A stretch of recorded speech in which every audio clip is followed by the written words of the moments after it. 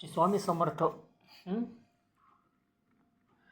यांचं सगळ्यांकडे एक समान लक्ष आहे. आपल्याला वाटतं स्वामी फक्त आमचेच आहेत. खास करून मराठी लोकांना वाटतं स्वामी फक्त आमचेच आहेत. पण आज तुम्ही बघाल तर स्वामींकडे सगळेच वळले आहेत. पंजाबी पण वळले आहेत, मद्रासी पण वळले आहेत, बंगाली पण वळले आहेत. स्वामींच्या मठामध्ये आजकाल सगळेच दिसतात. फक्त मराठीचं राहिलं नाही. त्यांची संख्या कमी आहे. अमराठी लोकांची संख्या कमी आहे स्वामींकडे येण्याची, पण ती दिवसेंदिवस वाढते. कारण स्वामी त्यांना पण आपल्या सेवेत कोणत आहेत. स्वामींचं हे सगळ्यांकडे सारखंच असतं. स्वामी म्हणतात, तुम्ही माझ्या भक्ताला विनाकारण छळू नका.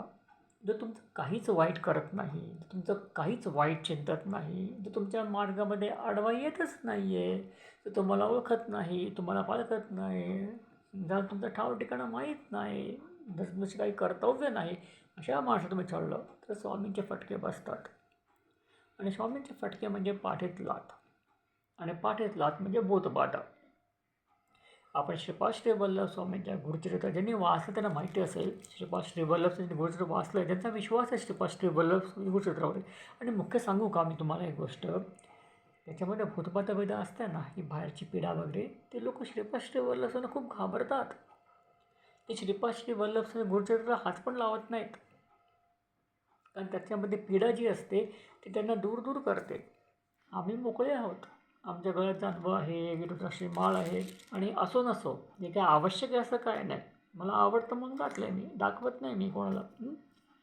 पण संस्कार असतात, आपल्या आई वडिलांचे संस्कार, आपल्या आजी आजोबांचे संस्कार असतात, आपल्या कुटुंबाचे संस्कार असतात, जे आपल्याला मुक्त करतात, आतून मोकळं करतात, बाहेरून मोकळं करतात.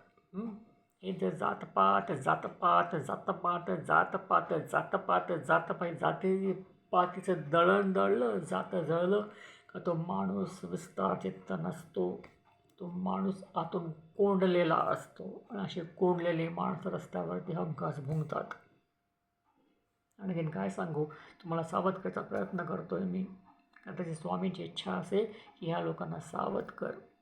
सावध झालं तर चांगलं आहे.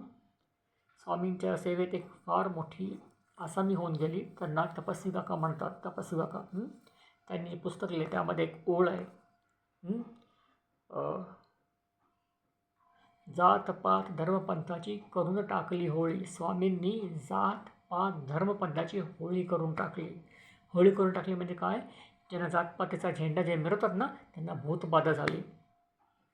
हीच स्वामींची पाठीत लाथ आहे, भूतबाधा.